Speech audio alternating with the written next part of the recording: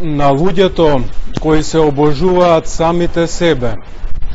Исцело им е непозната само жртвената љубов, тоест пречекорувањето на границите на природата за полза на другиот. Но според старецот Теоклит Дионисијацки, тоа му е познато помеѓу останатите луѓе, например на монахот.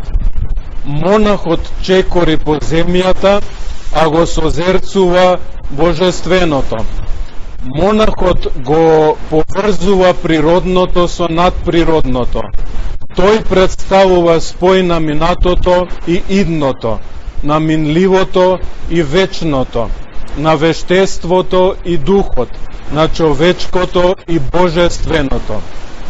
Што е монахот прекрасно ги воспева светиот Симеон Нов Богослов во неговите химни на божествената љубов.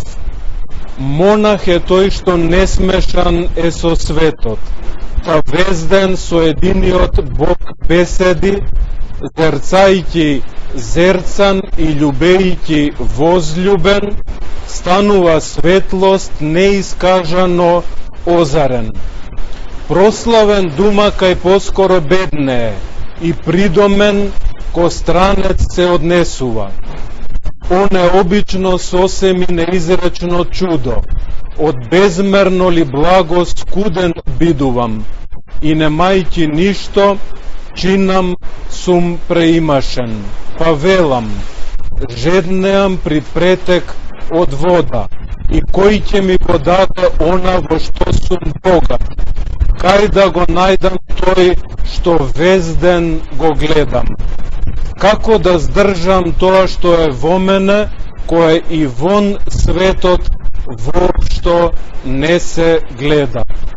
Кој има уши да чуе, нека чуе, правилно разбирајќи зборој на неук.